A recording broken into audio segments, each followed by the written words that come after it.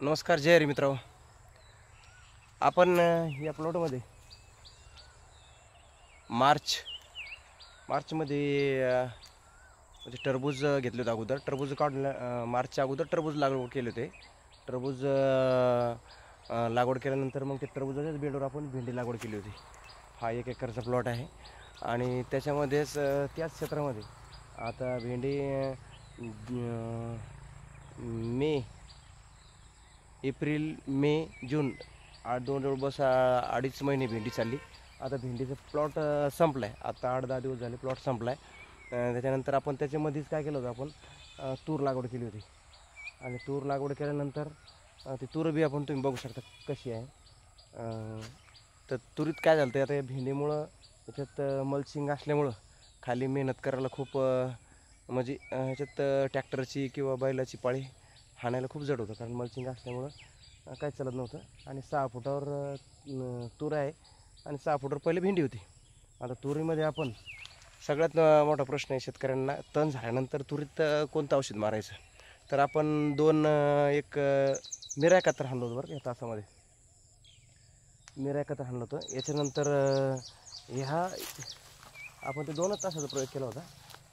याच्यातनं आपण ते ग्लॅसेल आणि सुमी मॅक्स म्हणून ते मिक्स करून दोन्ही हाणलं होतं याच्यामध्ये. तर आपल्याला दोन्हीचाही चांगला रिझल्ट मिळाला, परंतु मिरा एकत्रचा एकदम जबरदस्त रिझल्ट मिळाला तुरीमध्ये. तुरीला बी बघू शकता तुम्ही मित्रांनो, काही अडचण नाही. आणि तुम्ही गवत जवळपास ह्याला 1-1, 1.5 फुटाचं गवत होतं याच्यामध्ये पूर्ण. आता तुम्ही बघू शकता गवत कसं जवळला. हा मिरा एकत्र मारलेला आहे.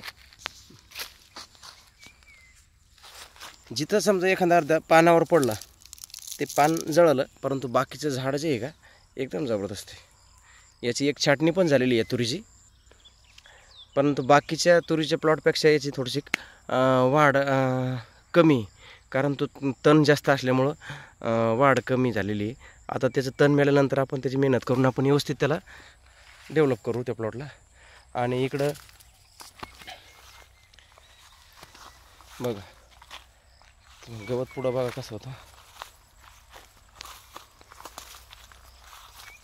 कांग्रेज, कांडी गवत सगळं या ठिकाणी हे झालेलं आहे.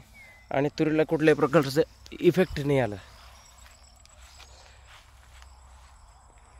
तुरीचं बी बघू शकता तुम्ही, जे एखाद्या अर्ध्या पानावर पडलं तेवढं थोडंफार काहीच म्हणजे तुरीला कुठल्याही प्रकारचं आहे ना आपल्याला हे नाही झालं बाबा या तणनाशकानं. आणि पूर्ण बारीक गवत, काँग्रेससुद्धा पूर्ण. आता आपण याला मारून 4 दिवस झाले फक्त, आणि आता याचा रिझल्ट सुरू झालेला आहे. 100% गवत या ठिकाणी पूर्ण.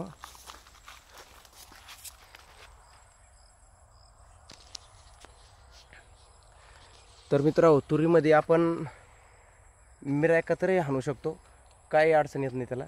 फक्त टप लावून मारायचा, हवा नसताना मारायचा, जेणेकरून शेजाऱ्याच्यालाही तकलीफ नाही होणार, आपल्याही पिकावर जाणार नाही आणि पिकाचं नुकसान होणार नाही.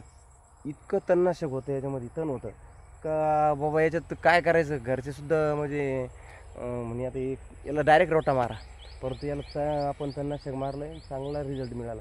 आता आपण या भेंडी सगळ्या याच्यामध्ये आता पाऊस बी जास्त होता. आता पाऊस उघडल्यानंतर आता ही भेंडी याची मल्चिंग काढून आपण याला डायरेक्ट रोटा मारून याची मेहनत करणार आहोत.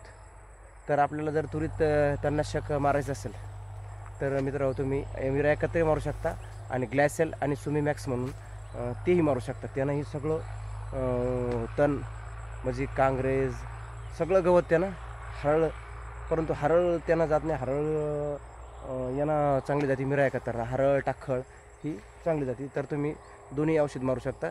जर तुमचे हरळ जास्त असेल तर तुम्ही मिरा एकत्र घ्या. तुरीला कुठल्याही प्रकारचं या ठिकाणी इजा होत नाही आणि आपला तणाचा बंदोबस्त होऊ शकतो. व्हिडिओ आवडल्यास लाईक करा, सबस्क्राईब करा, शेअर करा. आणि अजून तुरीचे, मकाचे वेगवेगळे व्हिडिओ बघायचे असेल तर तुम्ही आपल्या यूट्यूब चॅनलला सबस्क्राईब करा, म्हणजे तुम्हाला ते व्हिडिओ बघायला मिळतील. धन्यवाद. जय हरी.